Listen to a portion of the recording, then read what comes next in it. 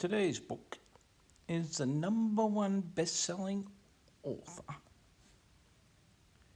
David Walliams, The World's Worst Children. Sounds like the grade I'm teaching. Beware, 10 delightfully dreadful tales within. Bog off? What sort of book is this?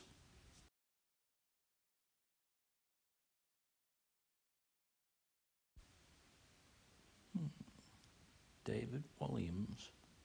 For Tom and George, two of the world's best children. Tony Ross. For Wendy and the Savannahs. Interesting. Lots of thank yous.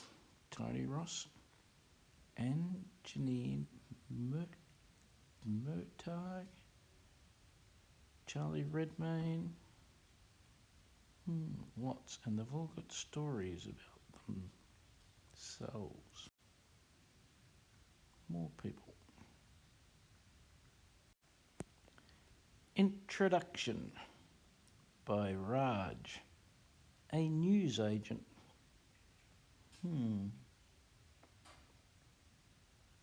Please, please, please. 1,000 pleases. And yet one more please. Do not read this book. If you have already bought it, destroy it. If you are browsing through it in your local librarium, take it outside, tear it up, stamp on it, tear it up again, just to be sure, and then bury the pieces deep underground. To be totally safe, this awful book, and it is awful, especially the spelling, will have a very bad influence on young minds. It will give children lots and lots of ideas about how to be even naughtier than they already are. And some of them are already extremely naughty. It is an outrage, and I, for one, will be calling for this book to be banned. Mr. Wallybottom, or whatever his stupid made-up name is, should be ashamed of himself. Why can't the oversized buffoon, who looks like a cupboard in a suit, write a nice book about nice children who do nice things? Why not write a story about a little girl who is kind to a kitten? Or a tale about a nice boy who helps an injured butterfly cross a busy road? Or a story about two children who go to a meadow and pick wildflowers for their mummy, who is very ill with a slight headache. It could be called The World's Nicest, Kindest, Bestest, Most Loveliest Children in the Whole World. But no. Instead, we get a bucket load of stories about children with bottoms that don't stop blowing off. Children who teach their nits to do terrible things. And children who won't stop picking their noses until they create the world's largest booger. These are children who I would never, ever allow in my newsagent shop, which I am extremely proud to say was recently voted Best Newsagent in the Parade. Asterisk. Raj's newsagent is currently the only newsagent in the parade. Saying that, my shop did come second last year in a poll of best newsagents. The laundrette came first.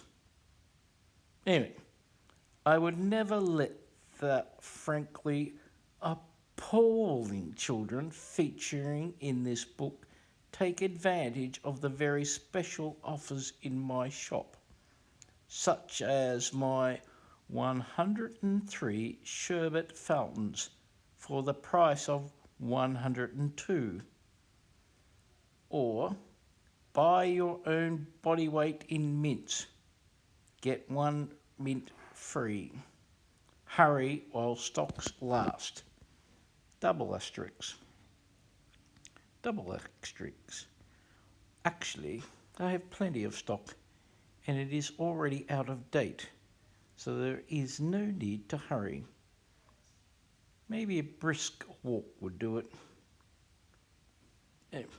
What's worst of all is that I am hardly in this book. It's an insult.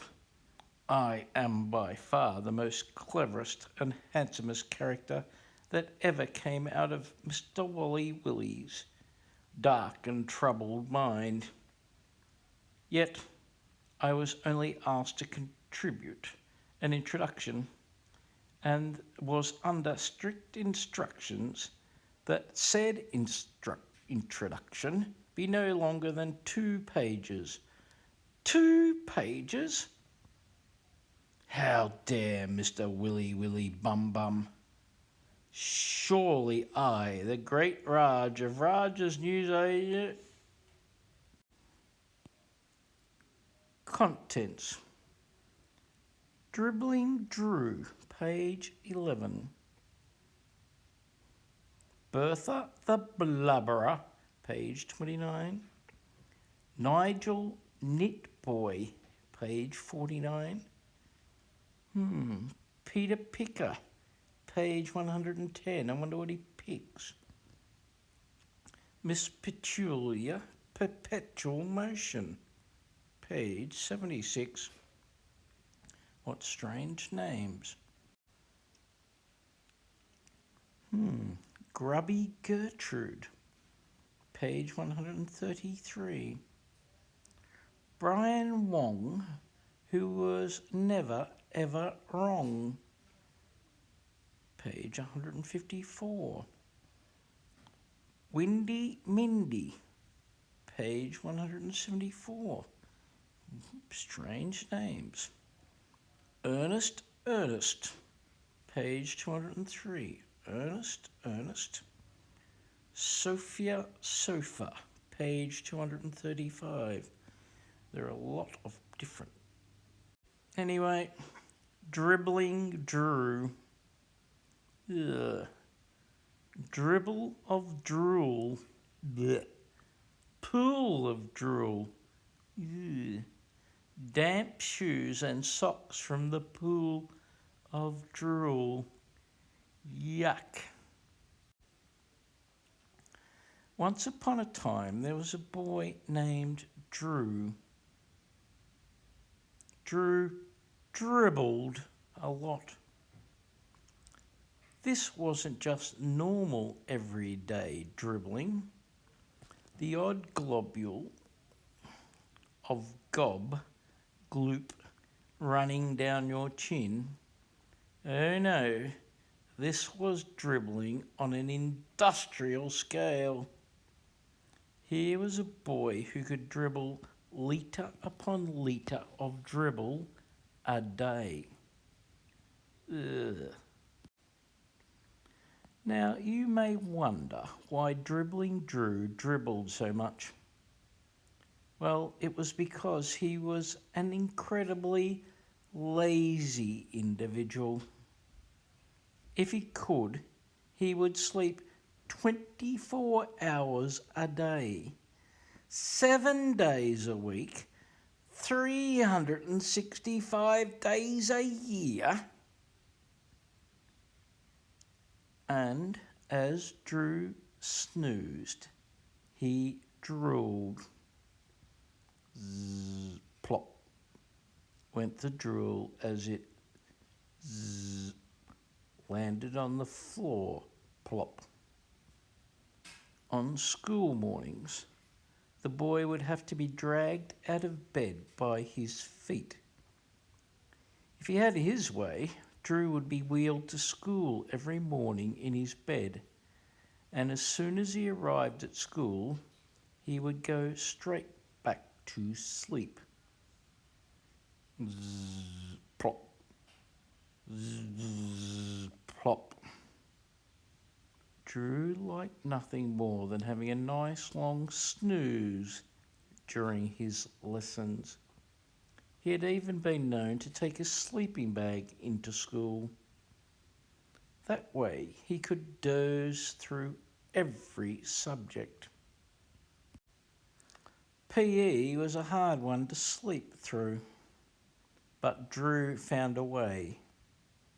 For example, during football matches, he would ask to be in goal and then climb up onto the net and have a nap. If any of the kids scored a goal, he would moan if they celebrated too loudly and woke him up. Because Drew slept through every lesson, he found himself bottom of the class. When Drew snoozed in lessons, he would dribble all over his desk. Zzz, plop. Zzz, plop. Zzz, plop. The dribble would trickle down to the floor, where a large puddle of drool would collect. If the lesson was dreaded double history, the dribble would end up as something of a pool. No one knew quite what was in Drew's dribble. It was transparent like water, but thick and sticky like glue. One time his history teacher, Miss Past, ran over to Drew's desk to shout at him for falling asleep in class again. The unfortunate lady slipped on the dribble, shot across the floor, and flew straight out of the window. Ah!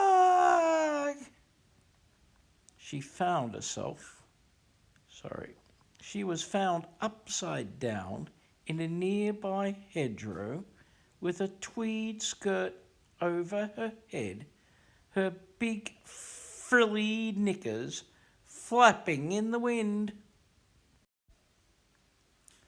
The day our story starts, there was a school trip to the Natural History Museum.